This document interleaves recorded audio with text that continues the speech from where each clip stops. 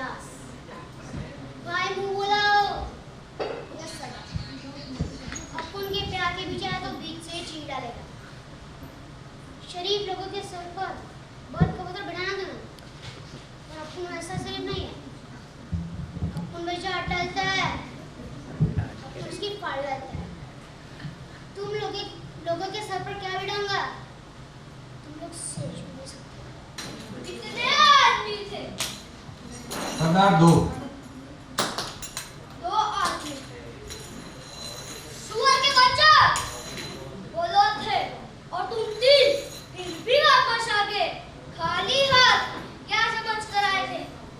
सरदार बहुत खुश होगा, शाबाशी देगा। क्यों? निकाह है। अरे ओ सांभा, कितना इनाम के सरकार पर? पूरे 50,000। सुना, पूरे 50,000। और ये इनाम इसलिए 50 को तू जब रात को बच्चा रोता है तो माँ कहती है कि बेटा सो जा नहीं तो गब्बर सिंह आ जाएगा। और ये 3 हरामजादे गब्बर सिंह का नाम पूरा मिट्टी में लेती है। इसकी सजा मिलेगी, बराबर मिलेगी। कितनी गोली है इसके अंदर? कितनी गोली है? सरदार 6 गोली। 6 गोली और आदमी 3। बहुत नाइंसाफी है। हाँ, अब 3। हम इसको घुमा देंगे। अब कहाँ गोली है उनको नहीं पता। कहाँ गोली है उनको नहीं पता। कहाँ नहीं उनको नहीं पता। उनको कुछ नहीं पता। इस बंदूक में 3 जिंदगी 3 मौत बंदे हैं। देखे किसको क्या मिलता है। बच गया साला, ये भी बच गया। अब तेरा क्या होगा कालिया? सरदार मैंने आपका नमक खाया सरदार। अब गोली खा। कमाल हो गया।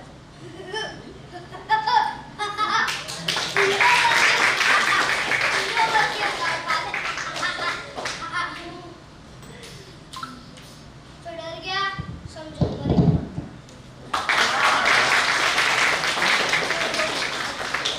જોરદાર તાળીઓ થઈ જાય પડવા માટે એટલે બહુ જ સરસ કર્યું. તું જ્યારે આવ્યો ને 30 સેકન્ડમાં ખબર પડી ગઈ કે તું કંઈક મજા આવે એવું જ કરવાનું છે. રાઈટ ને સર?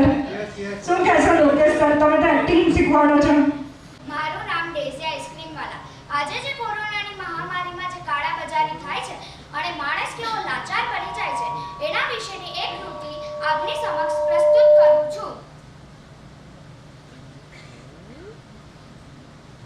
ડોક્ટર સાહેબ, હું ક્યારની પાછળ રાહ જોઈને બેઠી છું. મારી મમ્મીનો રિપોર્ટ આવ્યો કે નહીં? મારી મમ્મીની હાલત ખૂબ ગંભીર છે ડોક્ટર સાહેબ. મહેરબાની કરીને મારી મમ્મીને શું થયું છે કહો ડોક્ટર સાહેબ. શું? મારી મમ્મી કોરોના પોઝિટિવ છે? ઓક્સિજન લેવલ પણ ઓછું છે? ઇન્જેક્શનની પણ જરૂર છે? તો ડોક્ટર સાહેબ તમે જલ્દી ઈલાજ ચાલુ કરો. જો મારી મમ્મી તડફે છે ડોક્ટર સાહેબ, તમે પ્લીઝ જલ્દી ઈલાજ ચાલુ કરો. હોસ્પિટલમાં ઇન્જેક્શન નથી, ઓક્સિજન પણ નથી.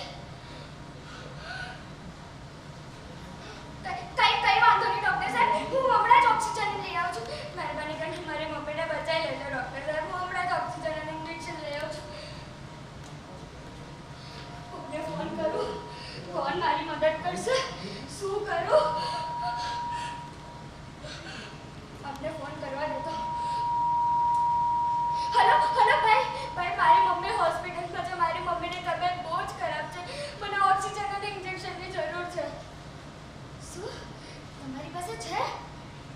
કેટલાની છે ઓક્સિજનની બોટલ? 50,000ની?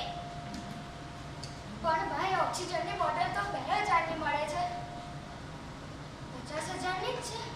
અને ભાઈ ઇન્જેક્શનના કેટલા છે? 15,000? પણ ભાઈ ઇન્જેક્શન તો 2,000ના મળે છે. ભાઈ આટલા બધા પૈસા તો મારી પાસે નથી ભાઈ.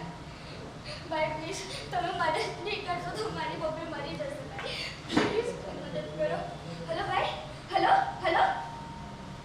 કટ કરી દીધું. બીજો મને કરું. આમને કરવા દે.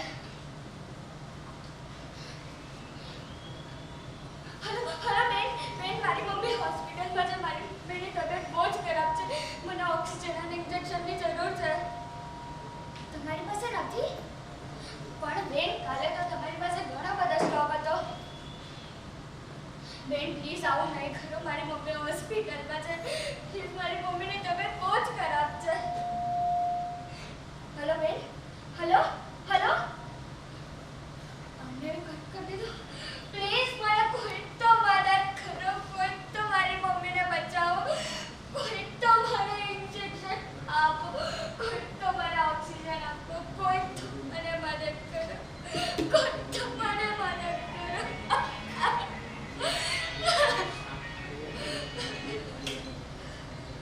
હોસ્પિટલમાંથી ફોન. શું થઈ ગયું હશે? ઉચકી લેવા દે.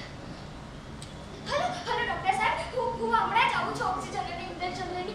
મારી મમ્મીને કહેજો કે એમની દીકરી હમણાં જ આવે છે. શું? મારી મમ્મી આ દુનિયામાં નહીં રહી? હા ડૉક્ટર સાહેબ, તમે એવું ના બોલો. હું હમણાં જ ઓક્સિજન અને ઇન્જેક્શન લઈ આવું છું. મારી મમ્મી મને છોડીને જતી રહી છે?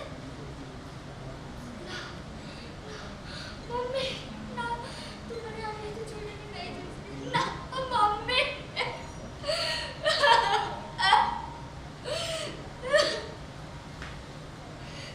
મમ્મી ઉઠ. મમ્મી મમ્મી ઉઠ. મમ્મી ઉઠ. મેં તને કીધેલું હતું ને કે હું તારા માટે ઓક્સિજન અને ઇન્જેક્શન લઈ આવું છું, તો તું કેમ મારી રાહ નહીં જોઈ? મમ્મી ઉઠ. મમ્મી મમ્મી મને ભૂખ લાગી છે. મારા માટે જમવાનું બનાવો. મમ્મી મમ્મી ઉઠ. મમ્મી આજ ફરી હું તને કોઈ દિવસ હેરાન નહીં કરું. કોઈ દિવસ જીત નહીં કરું. મમ્મી ઉઠ. મમ્મી મમ્મી મને માફ કરી દો. હું તને બચાવી ના શકી. Mummy mummy.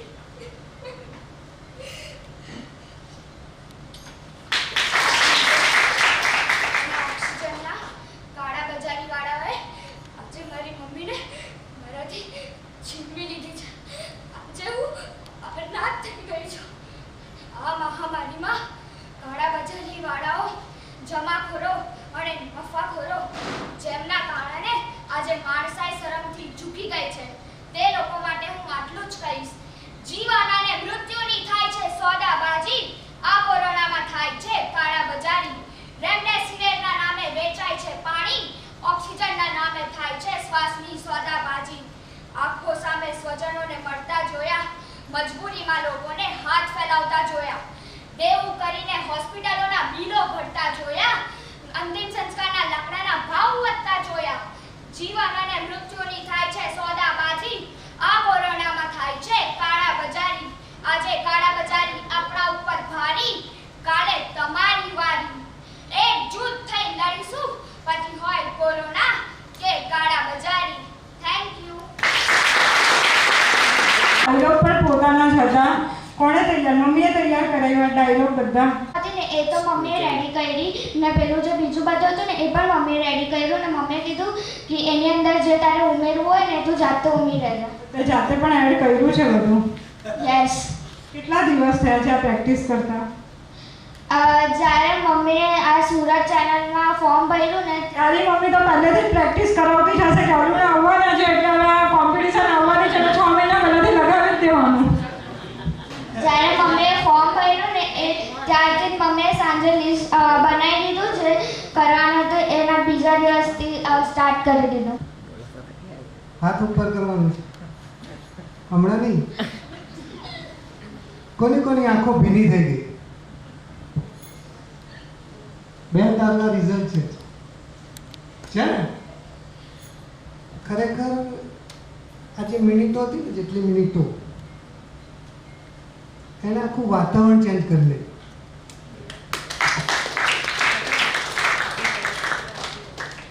બધાને એવું લાગ્યું કે પહેલાં જે કોરોના સ્ટાર્ટિંગ થયેલું ને કેવું આપણે ડરતા હતા, અને મેં તો માંડ માંડ ભૂલ્યો હતો.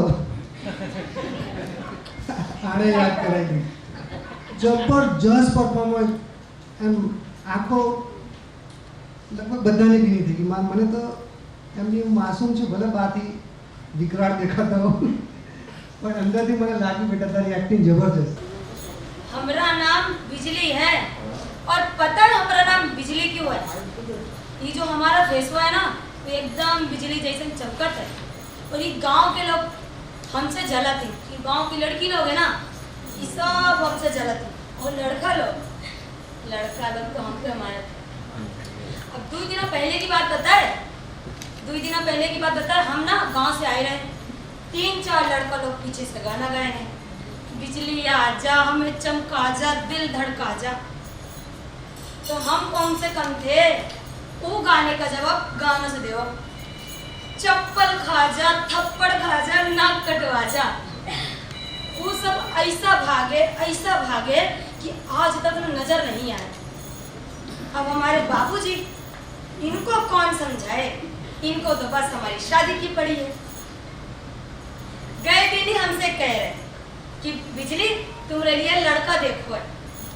अब कहा बोले उनसे कि बिजली गांव के रपूंजों से थोड़ी ना ब्याह करेगी, उनके लिए तो फिर राजकुमार आएगा, राजकुमार जिनके साथ बिजली बड़ी शान से जाएगी और ये गांव के सारे लपुंजन ना देखते रह जाएंगे। हाँ, और एक बात बोले, हमसे ना तुम जला ना करो, हम बड़े क्यूट हैं गांव के ना। राम राम जी। अब इसकी કેવી લાગી તમને?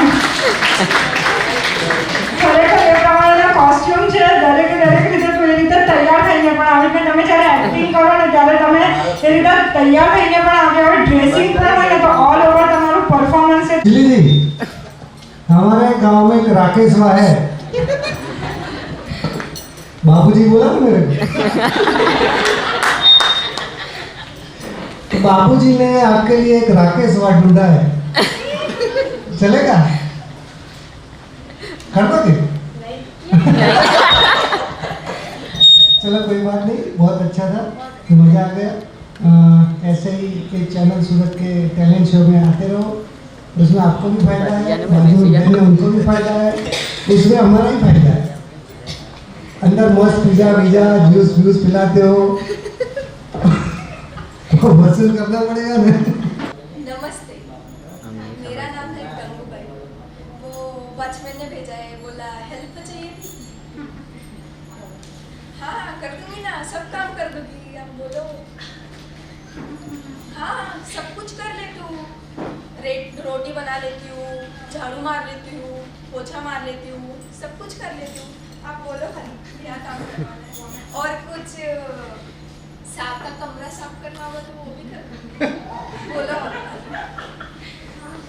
पर पैसे में कोई किचकिच नहीं चाहिए मेरे को, और सामान तो ठीक से ला के देने का, वो जो नीला नीला नहीं आता है टॉयलेट साफ करने का, क्या हार्पिक, वो भी ला के देने का, सब ला के देने का, सर पोछा मारने का पोछा, वो डंडा वाला लाना, हाथ से नहीं मारती मैं, मेरी साड़ी खराब हो जाती है। और कुछ मेरा रूल सुन लो, सुबह आओगी 9 बजे, मेरे को मस्त मसाले वाली चाय चाहिए, 12 बजे छाछ रोटी दाल चावल रोटी सब्जी सब चाहिए मेरे को। और मैं 9 बजे निकलती हूँ, तो 9 बजे निकलते समय मतलब 5-10 मिनट आगे पीछे हो गया तो बोलने का नहीं, क्योंकि ट्रैफिक मेरे पापा का तो नहीं है, मैं रोक लूँगी, इसके लिए किचकिच नहीं करने का।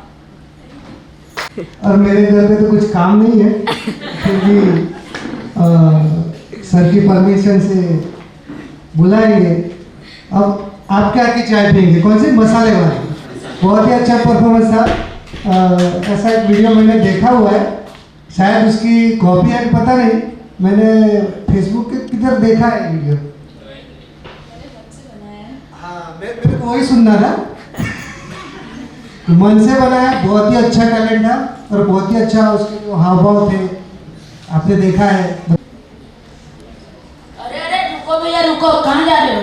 क्या हमको पहचाने नहीं? हम मोंटी भैया मोंटी।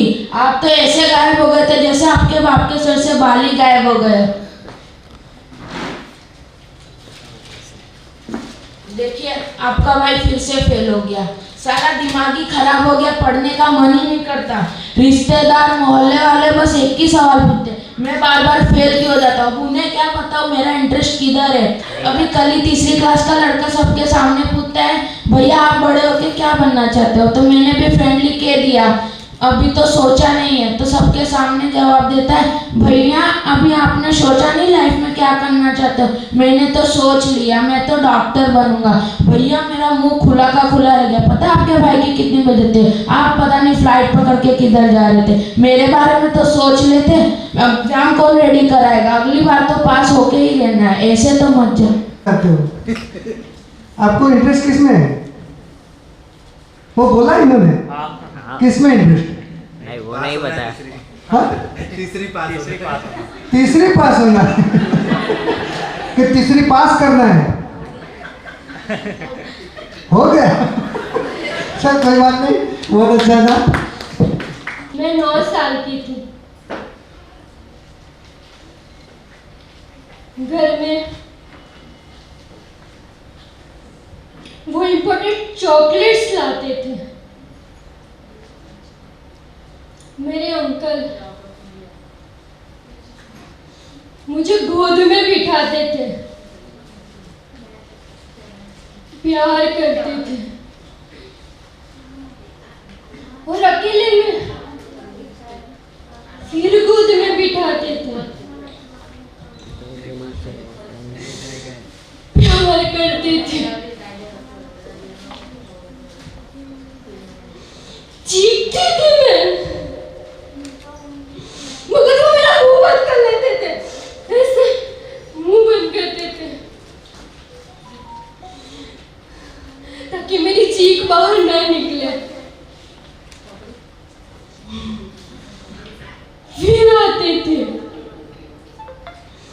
बाहर आते थे,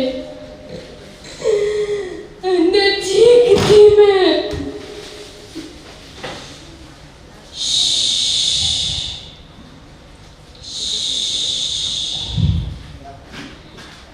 किसी से कहना नहीं, ठीक है?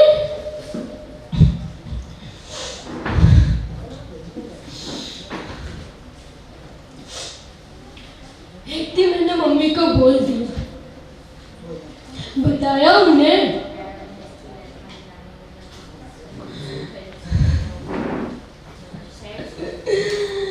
मम्मी ने कहा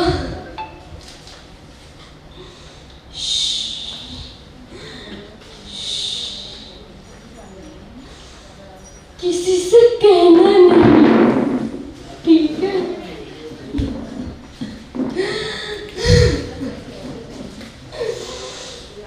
मैंने किसी से नहीं कहा। उसके बाद वो सब बंद हो गया।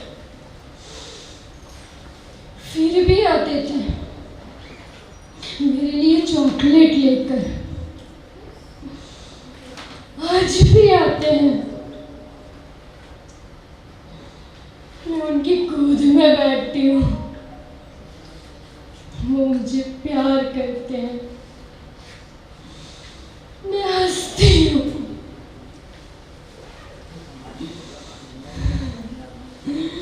मेरी गुड़िया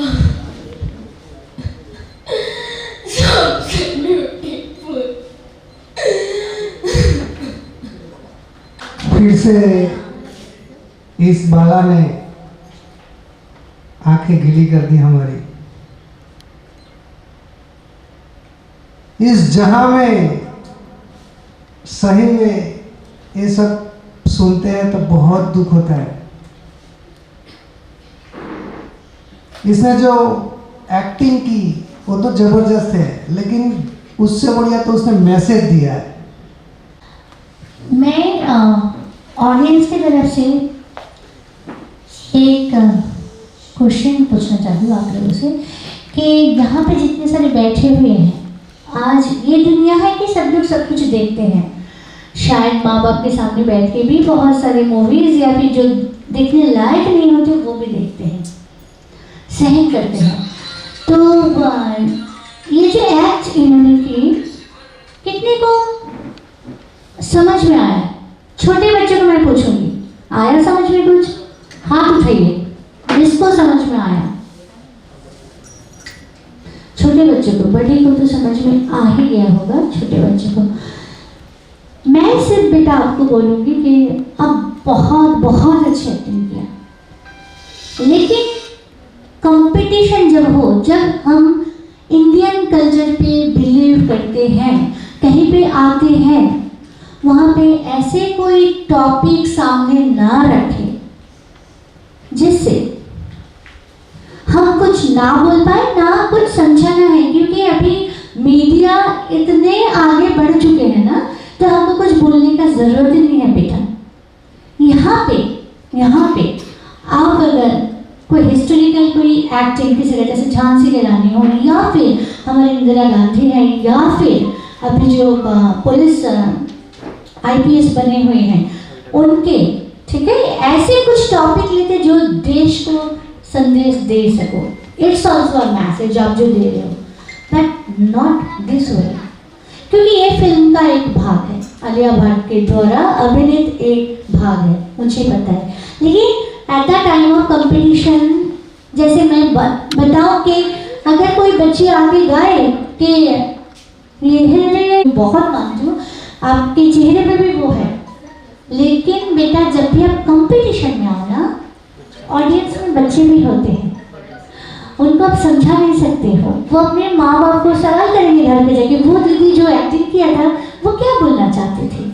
तो हमेशा कंपटीशन में खुद को ऐसे कुछ टॉपिक से साबित करो जो पॉजिटिव एक मैसेज दे।